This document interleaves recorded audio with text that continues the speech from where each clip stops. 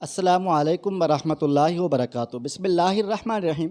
میں بالکل آہستہ رفتار میں موٹر سائیکل پر جا رہا تھا کہ میرے قریب سے ایک تیز رفتار رشکہ گزرا، جس میں بیٹھے ہوئے ایک شخص نے منہ میں رکھا پان سائیڈ پر تھوک دیا اور شمائی قسمت کے سڑک کی سائیڈ پر لکڑی کی بنی ہاتھ والی ریڑھی طرز کی ویل چیئر پر بیٹھ کر دونوں ٹانگوں سے معذور شخص بھی جا رہا تھا۔ جو ہی رشکے میں بیٹھے شخص نے پان تھوکا، وہ سائیڈ پر جاتی ویل چیئر پر بیٹھے شخص کے منہ پر جا گرا۔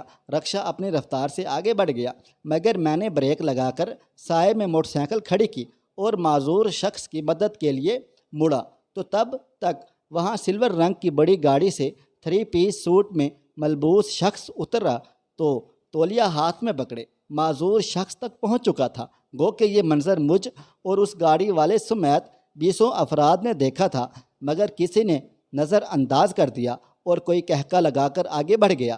مگر انسانیت کا سوز دل میں لیے وہ گاڑی والا شخص اپنا ذاتی تولیہ لے کر معذور شخص کے پاس پہنچ گیا۔ میں جب وہاں پہنچا تو سب سے پہلے میں نے سلام کیا اور پھر صفائی میں اس شخص کی مدد کرنے لگا۔ مجھے حیرت تھی کہ اتنا خوبصورت وجیح جوان اس معذور شخص کی اس طرح صفائی کر رہا تھا جیسے وہ اس کا سگا باپ ہو۔ دل میں کسی قسم کی کوئی کراہت محسوس نہیں ہو رہی تھی۔ جب وہ تسلی سے صاف کر چکا تو اس نے اپنی گاڑی سے اپنا دھلا ہوا سوٹ نکالا اور معذور شخص کے کپڑے تبدیل کر دیے۔ بعد ازاں جیب میں ہاتھ ڈال کر جو کچھ ہاتھ میں آیا اس شخص کی جھولی میں ڈال دیا اور خود گاڑی کی طرف چل دیا۔ میں اپنے موٹر سائیکل کی طرف جانے لگا تو اس نے مجھے آواز دے کر بلایا۔ میں فوراً اس کے پاس پہنچا۔ اس معذور شخص کی صفائی کے دوران ہمارے اپنے ہاتھوں پر پان اور مٹی لگ چکی تھی۔ اس شخص نے گاڑی سے پانی کی بوتل نکالی اور میرے ہاتھوں پر پانی ڈالنے لگا۔ میں نے اچھے طرح ہاتھ دھو لینے کے بعد اس سے بوتل پکڑ لی اور اس کے ہاتھ دھلوانے لگا۔ جب ہاتھ دھو کر فارغ ہوئے تو میرے اندر کے لکھاری کی بے چین روح نے مجھے سوالات کرنے پر مجبور کر دیا۔ میں نے اس شخص سے نام پوچھنے کے بعد اس معذور شخص کی مدد کی وجہ پوچھ لی۔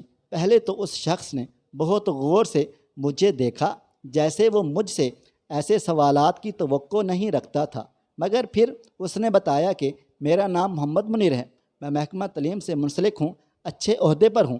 اس معذور شخص کی خدمت و مدد کی خاص وجہ میری ماں ہے۔ وہ ایسے کہ میری ماں والدین کی اکلوتی اولاد ہے۔ میری والدہ صاحبہ کی شادی کے بعد 1 سال کے اندر ہی میرے نانا نائی تھوڑے تھوڑے وقفے سے گزر گئے تھے۔ والدین کے گزرنے کا صدمہ ابھی کم نہیں ہوا تھا کہ وہ سسرال میں نندوں اور دیورانوں کی سیاست کا نشانہ بننے لگیں۔ میرے والد صاحب بھی میری والدہ صاحبہ کے بلا وجہ ہی خلاف ہوتے چلے گئے۔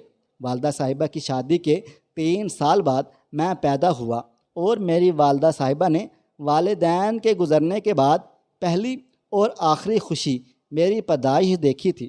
میری پیدائش کے بعد انہیں کبھی کوئی خوشی دیکھنا نصیب نہیں ہوئی، البتہ دکھ، تکالیف، مصائب اور آزمائشوں نے ان کی زندگی کو اتنا مختصر کر دیا کہ میری تعلیم مکمل ہونے سے پہلے ہی ان کی عمر پوری ہو گئی تھی۔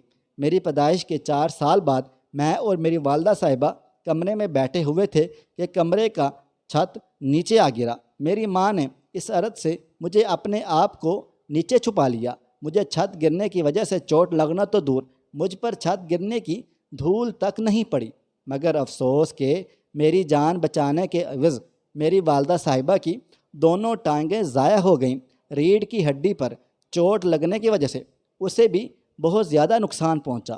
تو میرے والد صاحب نے جب دیکھا کہ میری والدہ صاحبہ ان کے لیے محض بوجھ رہ گئی ہیں تو انہوں نے مجھے والدہ سے زبردستی چھین کر میری والدہ صاحبہ کو طلاق دے دی۔ طلاق ملنے کے بعد کچھ عرصہ میری والدہ صاحبہ کے ننیال اور ددیال والوں نے ان کو اپنے پاس رکھا، مگر پھر اس بوجھ کو اٹھانے سے انکار کر دیا اور میری والدہ اپنے گھر منتقل ہو گئی تھیں، جہاں ان کو گاؤں کا کوئی نہ کوئی آدمی کھانے وقت کھانا دے ہی دیتا تھا۔ میری والدہ صاحبہ کو طلاق دے کر دوسری شادی کر کے میرے والد صاحب بہت کم عرصہ جیے اور وہ فوت ہو گئے۔ میری ستیلی ماں نے مجھے رکھنے سے انکار کر دیا تو میرے ددیال والوں نے زیادہ عرصہ میرا بوجھ نہیں اٹھا پائے اور مجھے میری والدہ صاحبہ کے پاس بھیج دیا۔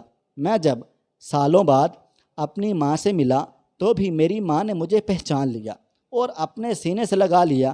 پہل تو جب میری والدہ صاحبہ اکیلی تھیں تو جیسے تیسے بھوکے پیاسے بھی گزارا کر لیتی تھیں، مگر جب میں آ گیا تو انہوں نے رزق محنت سے کمانے کا سوچا اور بالکل ایسی ایک ہاتھ والی ریڑھی بنوا لی جو اس بزرگ کے پاس تھی۔ انہوں نے گھر میں تسبیح اور ٹوپیاں بن کر بازار میں بیچنا شروع کر دیں۔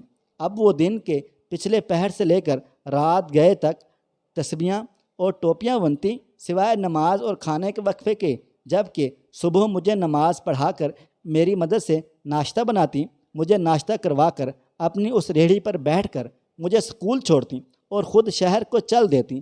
میرے لیے دوپہر کا کھانا وہ صبح ہی بنا کر جاتی جو میں اسکول سے آ کر کھا لیتا۔ میرے کھانا کھانے تک وہ بھی زیادہ تر پہنچ جاتی اور مجھے پاس بٹھا کر اسکول کا کام کرنے میں میری مدد کرتی تھیں، ساتھ ہی ساتھ اپنا کام بھی کرتی رہتی تھیں۔ دنیا میں میرا واحد دوست میری ماں تھی۔ میں چھٹی والے دن اسکول کا بستہ والدہ صاحبہ کی ریڑھی پر رکھتا اور ان کے ساتھ بازار جاتا۔ وہ سارا دن ٹوپیاں اور تسبیحاں بیچتی اور ماں پاس بیٹھ کر پڑھتا رہتا تھا۔ جس قدر مشقت سے میری ماں نے مجھے پالا ہے وہ یاد کر کے میں آج بھی کہتا ہوں، فقط خدا نہیں ہوتی ورنہ ماں کیا نہیں ہوتی۔ خیر بات تھی ریڑھی والے سے اس قدر محبت و شفقت کا برتاؤ کرنے کی، تو اس کی وجہ یہ تھی جب میں چھٹی والے دن والدہ صاحبہ کے ساتھ بازار جاتا تو راستے میں کئی بار لوگوں کا تھوک، لوگوں کی الٹیاں، لوگوں کے منہ سے گرائے گئے پان میری والدہ صاحبہ پر گر جاتے تھے اور میری والدہ صاحبہ چپ چاپ کر کے صاف کر لیتیں اور اپنا سفر دوبارہ شروع کر دیتی تھیں۔ سڑک کنارے پڑے کچرے اور سڑکوں پر کھڑے گندے پانی سے گزرنا بہت زیادہ مشکل ہوتا تھا، مگر میری والدہ صاحبہ پیٹ کی خاطر گزرتی تھیں۔ جب میں والدہ صاحبہ کی تکلیف کو دیکھ کر روتا تھا تو میری والدہ صاحبہ مجھے اپنے سینے سے لگا کر کہتی تھیں، بیٹا کوشش کرنا، جو تکالیف معذوری کی حالت میں لوگوں کی وجہ سے تیری ماں کو دیکھنی پڑتی ہیں وہ کبھی تیری وجہ سے کسی معذور کو نہ دیکھنی پڑیں۔ اور ساتھ ہی میری والدہ صاحبہ نے مجھے سینے سے لگا کر بھینچ لیا کرتی تھیں۔